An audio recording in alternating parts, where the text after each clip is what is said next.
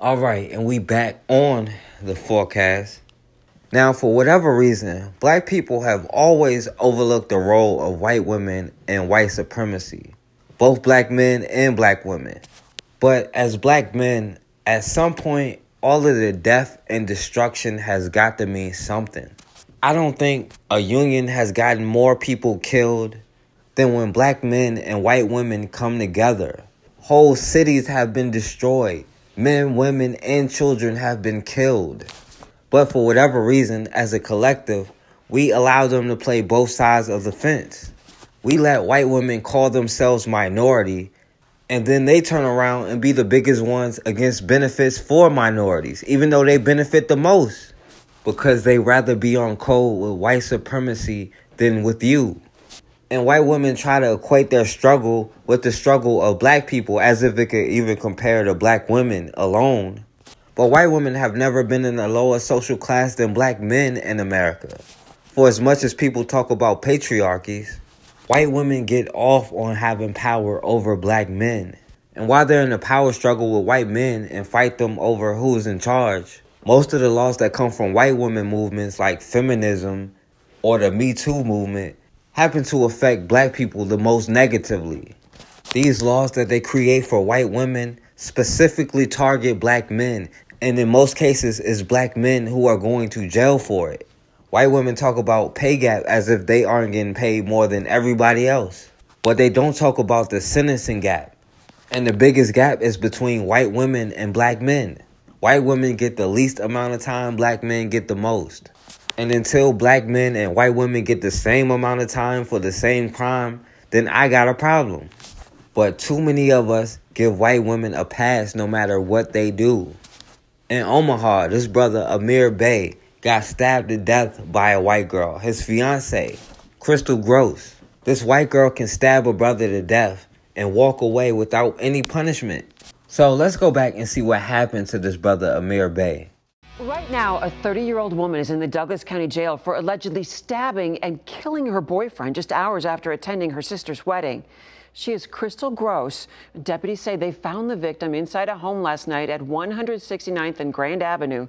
KETV Newswatch 7's James Wilcox is live with the breaking news update.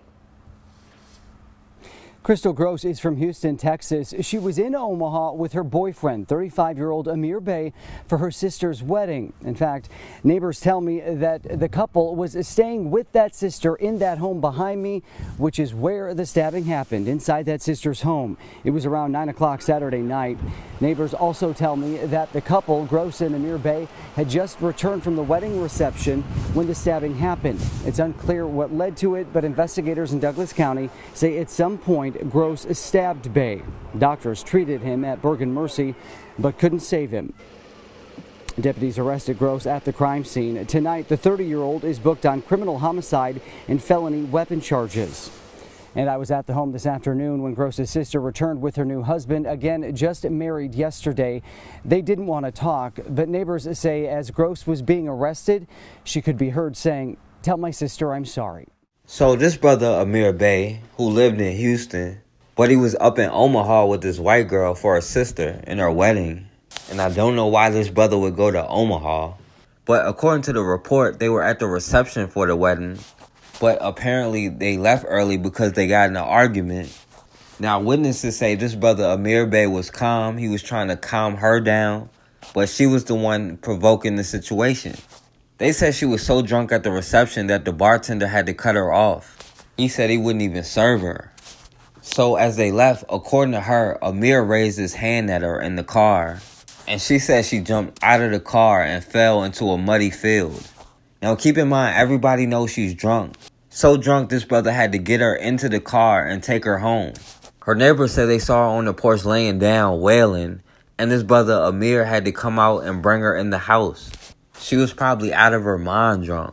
But according to her, after she was the one being aggressive, and he's been the one trying to calm the whole situation down, she claims she ran upstairs to get away from him, but he followed her and grabbed her by her hair. So then she said she ran in the kitchen to grab a knife, and apparently he had a death wish. She said he was like, "What you gonna do?" and then ran at him, so she had no other choice but to stab him. She said she didn't know what else to do. And of course, this poor little white girl was in fear for her life. And white women have been using that fear for my life story longer than the cops have. Now, in this case, they actually did arrest her. I guess we made some progress. But we act like we forget about the history of white women until it's some kind of death. And now even his mom realizes there's a good chance this white girl won't get punished for killing this man. Mother wants justice following her son's death. A 35-year-old Amir Bey died in northwest Omaha Saturday night. Deputies say his girlfriend stabbed him. It's Crystal Gross in the photo, and she's now jailed for criminal homicide. They were in town from Texas for her sister's wedding, and the stabbing happened in her sister's home. KETV News Watch 7's James Wilcox spoke with Bey's mother tonight. James is live. Constance Durham feels helpless. She's also from Texas, but has spent the past year working in Japan. That's where she is now, and with no connection to Omaha, she is a heartbroken mom, fearing her son won't see justice. This is unbelievable to me. I cannot wrap my head around my son being murdered. It's only been a day since Constance Durham got the call her son was gone. I asked the coroner again. I say, "Is my son dead?" He said, "Yes." She says Amir Bey died from a single stab wound to the heart. Investigators believe his fiance, seen with him here, is the one who did it. The couple was alone in this northwest Omaha home at the time, Saturday night. Earlier, they'd been at a wedding reception. Durham says investigators told her the couple had been arguing. Someone from the bar at the reception said that he was actually the calm one. He was trying to calm her down. She hadn't yet met her son's fiance, but spoke with the couple Friday. He said, "We have to go." He said, "I love you." I said, "Love you too." That's how we always end our conversation. Their last conversation. She says she wonders why a woman engaged to her son would kill him. And I pray for her soul to be saved. Even though an answer won't bring her son back. Bey's mom worries a claim of self-defense could lead to a quick open and shut case. But investigators tell me there will be no rush to judgment. In fact, they are still following up on leads and interviewing people who were with the couple at that reception. As for Gross, she is still in custody, but is yet to be formally charged. Now, even though they did arrest her, which years ago they would never have arrested her, they still got on cold so quick. There's no way a white woman will ever be charged with hurting a black man when it comes to domestic violence. That is the one form of domestic violence that's justified, even if it's death. A white woman will never be punished for hurting a black man because it'll always be that black man's fault. Even though she was the drunk one, even though he was the one who was trying to calm her down. She even had a history of domestic violence towards him before, which should have been a red flag itself, but for whatever reason, we tend to give white women passes for what they do. She got drunk before and punched him in the face in front of his family. This white girl has been convicted on drug charges twice for Xanax and cocaine. But everybody still gives her the white girl pass. This white girl can do no wrong. And even though this white girl, Crystal Gross, was a swirler, the DA, Don Klaine, still got on code. He played the innocent white girl versus the big bad black man, which is just as effective as it ever was in America. And he released her without any charges. Now, no matter what she does, she is still the pure white girl, and you're still the big bad black man. And you have to pay. 30-year-old Crystal Gross, seen here outside the Douglas County Jail, had been locked up since the deadly incident Saturday night. Douglas County Attorney Don Klaine says witnesses say Gross and her fiance, Amir Bey, started arguing at her sister's wedding reception. Then things got physical on the drive back to northwest Omaha. They had an altercation in the vehicle. He had pulled the vehicle over, kind of raised his hand to her. According to Klaine, things escalated even more inside this home near 168th and Grand. He had grabbed her hair and pulled her down the steps. They fought. Klaine says neighbors reported hearing screaming. Gross told investigators Bey wouldn't back off. I was getting beaten. I tried to get away from him, those kinds of things. Klaine tells me that's when Gross reached for a kitchen knife. He said, "What are you going to do with that?" And then he came at her again and she stabbed him one time. According to prosecutors, the evidence backs up the story. She's got marks on her body, her chest, her arms, her neck. Part of her hair was pulled out. I talked to Bey's attorney over the phone. He told me he's shocked that Gross got to walk free. He thinks a jury should decide whether or not she acted in self-defense. Now, the family attorney said he was shocked. And his cousin said if it was the other way around, he would never get away with it so easy. He would probably be charged and probably be convicted. And obviously, they're going to treat it differently. But if we're still acting surprised, there's a problem. That white girl family might have been real nice to him. And they might have been quote-unquote good white people. But they got on cold quick when it came to this brother's death. And as far as this brother Amir Bey, I don't know if he was a Moor. And I don't want to put that on him. But when it came to this white girl killing them, the law didn't mean anything. It didn't matter if he classified himself as black. This brother may not even classify himself as black because he doesn't see himself as that status. But when it came down to it, that's how they saw it. That Moor stuff hasn't worked since the mid-1600s. You got a better chance of saying you're Christian and get respected than saying you're a Moor or you're not black or whatever. At the end of the day, in the white supremacy system, it doesn't matter what you label yourself as. Until you destroy the system, it doesn't matter what you call yourself. When this white girl got mad and got drunk and got high and decided to kill him, the Black's Law Dictionary couldn't help this brother because they have a code. And if we can't get on code, at least based off the melanin we're being oppressed over, then we're going to continue to be subject to their rules, their laws, and their punishments. And I don't want to be subject to their rules. We want to be in control of our own destiny. We want our children to have control over their destiny. And we want them to have the best future they can possibly have. But that won't happen until we put aside our tribalism and get on code. Because at the end of the day, we are all we got. A Texas woman is headed home after prosecutors decide not to charge her with homicide. Crystal Gross was arrested after her boyfriend was stabbed to death. Jessica Gill was waiting outside the Douglas County Jail this afternoon right as Gross was released. And she had nothing to say to our camera, nor did her family. Her brother-in-law actually telling me they just need more time before they make any kind of statement. County Attorney Don Klaine, however, saying Gross's use of deadly force was indeed justified. Let's take a look at that new video from earlier today. Gross being picked up from jail in a white pickup truck. She was hiding her face as she passed by our camera. Now, to recap things for you here, this whole incident happened Saturday inside the home of Gross's sister near 168th and 4th Streets. Gross and her boyfriend Amir Bey had left the wedding reception of Gross's sister. They started fighting on the car ride home. The county attorney describing exactly what happened when the two arrived back at the residence. She went in the kitchen. He followed her in there. She grabbed a knife. He said, "What are you going to do with that?" And then he came at her again and she stabbed him one time. As you just heard, Gross had stabbed Bey just once, but right in the chest. Bey was pronounced dead at the hospital. Klaine also saying Gross's body showed marks consistent with her story of physical abuse from that night. Simply put, Klaine says Gross was trying to defend herself. Klaine also tells me that Gross became visibly upset during the interview she had with authorities. She kept repeating phrases like, "I didn't know what else to do. I was getting beaten and whipped. He wouldn't stop, and he wouldn't get away from me."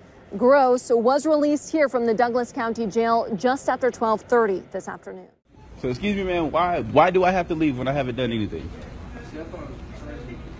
I got kicked out of the store for what? I'm coming to buy a card. I don't know what you're talking about or anything.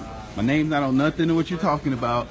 People that you're talking about ain't got nothing to do with me. So exit. You can't record employees. No, yes I can. Don't touch me. Do not touch me. Do not touch me. I'm waiting for the police. Do not touch me.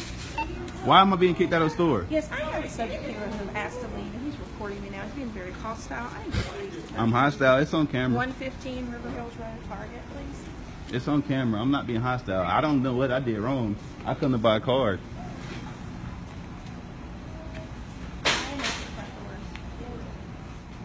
Now, Dreads. Addie Edwards. Tell him my name. ADDIE Edwards. Please, I can't wait for this. I'm not sure if somebody could help me identify this lady. She called me a nigger, not the worker. This lady, she called me a nigger in Bed Bath & Beyond. I'm gonna put it over Facebook, so hopefully somebody could identify her to her co-workers. Hopefully somebody could identify her for using the N-word.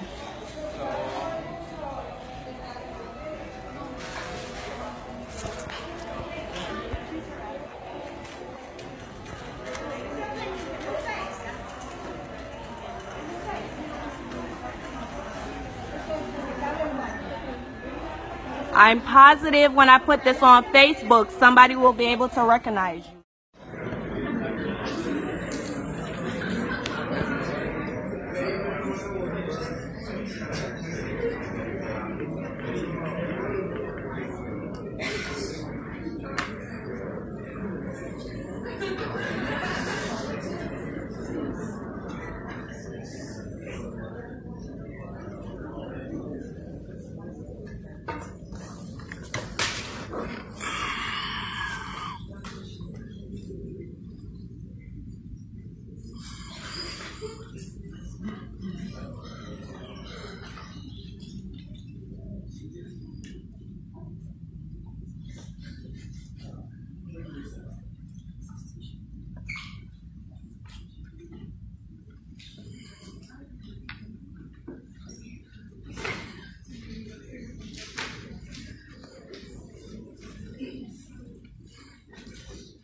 I shouldn't have to explain my existence and my being as a woman of color.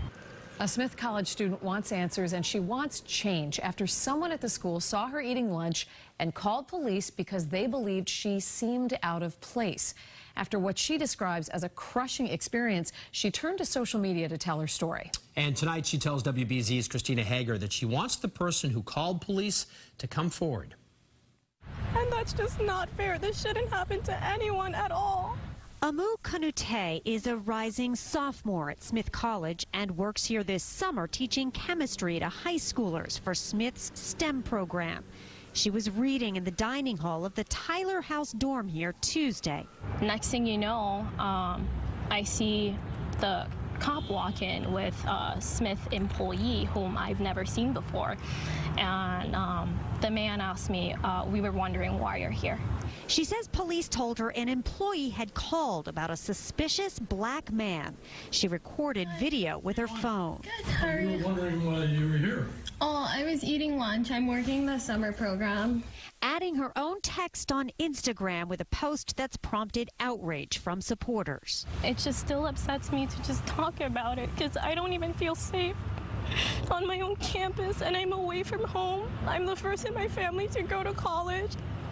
I'm doing this not only for me, but for my family, for my ancestors. Smith's president sent a statement apologizing and assuring the student that she belongs in all Smith spaces. This painful incident reminds us of the ongoing legacy of racism and bias in which people of color are targeted while simply going about the business of their daily lives.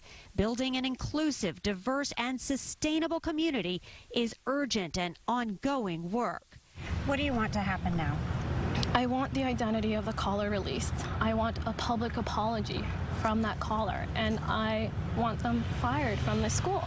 Smith's administration says privacy laws prevent them from releasing the name, so Kanate has turned to social media with a plea for help.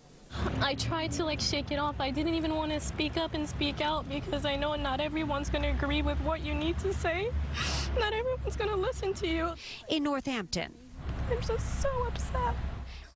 I stood peacefully next to my constituents because they wanted their voices to be heard, and now I'm being arrested. What's your name? Nikema Williams, State Senator for District 39. Did they tell you why? What are they charging you with? Because I did not disperse. I did not leave the floor. The legislature is in a special session. The Senate convened at 10 a.m. this morning. I've been here since 9 a.m. And because I didn't leave the floor when they said everyone must disperse, I'm being arrested. And then taken to jail. A state lawmaker says she wants to make sure what happened to her Doesn't happen to any other members of the General Assembly moving forward. Capitol Police arrested State Senator Nikema Williams Tuesday as she took part in a protest inside the rotunda. Well, Fox 5's Claire Sims is live at the state capitol, and Claire, Williams publicly addressed the charges against her today. Yes, and State Senator Nikema Williams says she saw the protest happening here at the Capitol and she recognized some of the participants, so she joined in, never thinking it would land her in jail. I'm State Senator Nikema Williams, and the last 24 hours has changed my life dramatically. Out of jail and back at the Capitol, Democratic State Senator Nikema Williams says officers arrested her for refusing to leave the building during a protest Tuesday afternoon. Williams was part of a Count Every Vote rally inside the Capitol, as some pushed for state and county leaders to spend more time reviewing the results of last week's governor's race. Williams was booked into the Fulton County Jail, charged with obstruction of a law enforcement officer and disrupting the General Assembly. But as a sitting member of the General Assembly, Williams says she had every right to be in the building.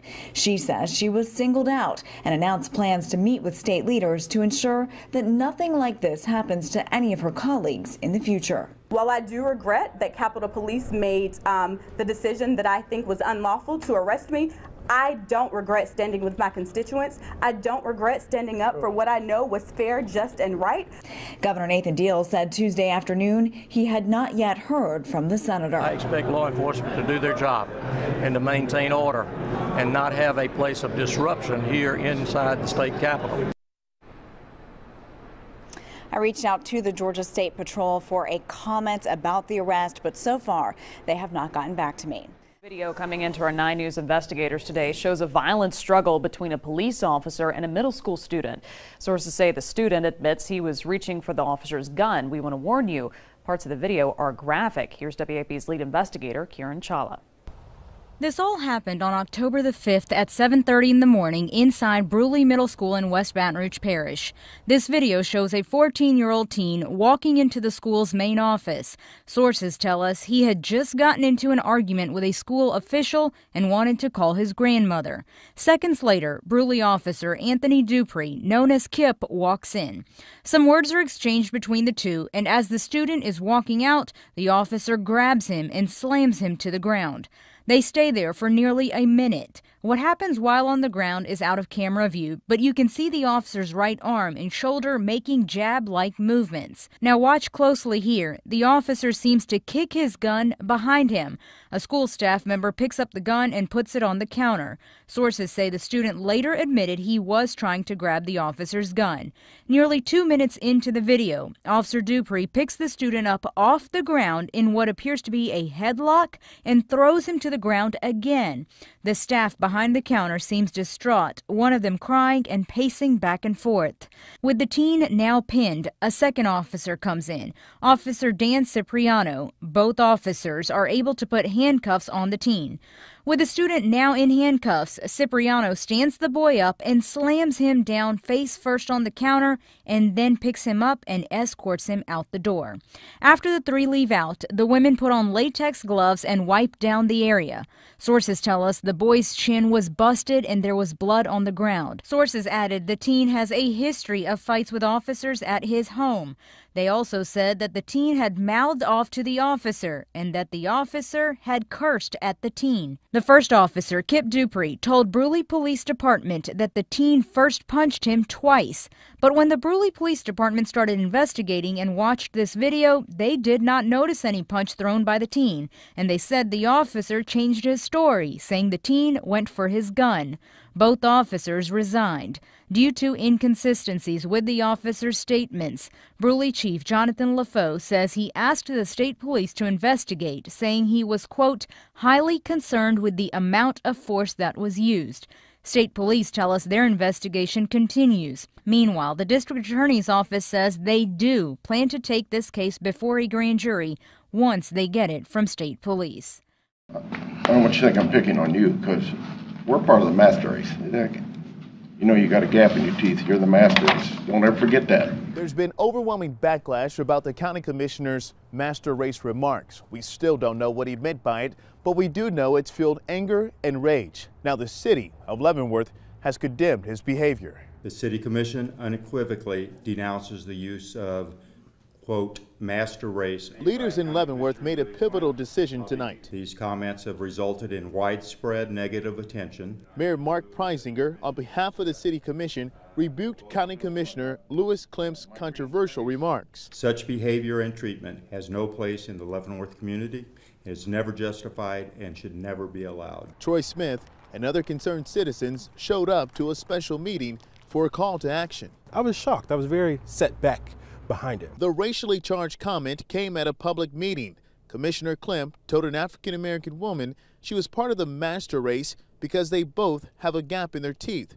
A year ago, Klempe made controversial remarks about federal holidays for black leaders. You know you got a gap in your teeth. You're the masters. Don't ever forget that. We called Klempe again for comment. Hi, Mr. Klempe. This is Rudy Harper with KCTV 5 News. He never responded. Ken Brower was elected mayor in Leavenworth from 2000 to 2001. We are good people that love one another. He's had past conversations with Klempe and doesn't believe he's a racist, but says he shouldn't hold office. Stop and think about what you say before you say things that could upset people. You don't think he's a racist? I don't really think that he's deep down a racist. The context and the timing, you know, it wasn't the arena nor the place for these. Klempe was appointed to his seat by the Republican committee after a former commissioner fell ill. However, the city has no authority to force Klempe out, but they are calling for his resignation. I don't want to judge his character. I just say we can't ignore what has been said, and it's very much not appropriate in the atmosphere that he serves in. Disappointing and lacking in clarity. That's how Leavenworth County Commissioner described his comments at a meeting last week. A fellow commissioner begs to differ, calling them racist and embarrassing. 41 Action News investigator Andy Alcock has an update to the story you won't see anywhere else. Andy.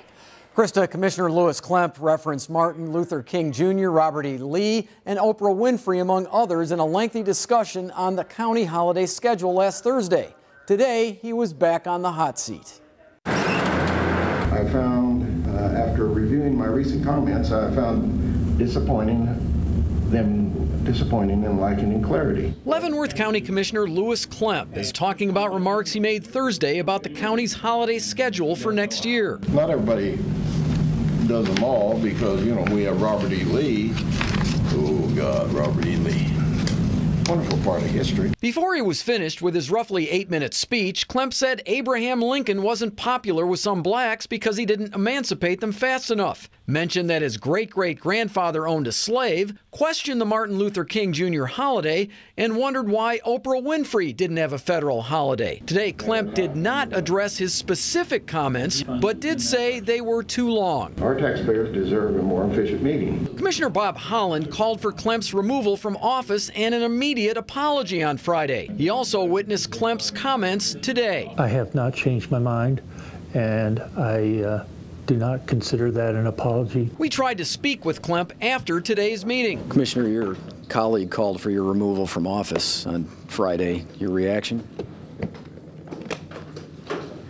Are you defending your comments from Thursday? Mr. Klempe certainly embarrassed Leavenworth County to the extreme. He called it an embarrassment to you and the family and the county. Would you agree with that assessment?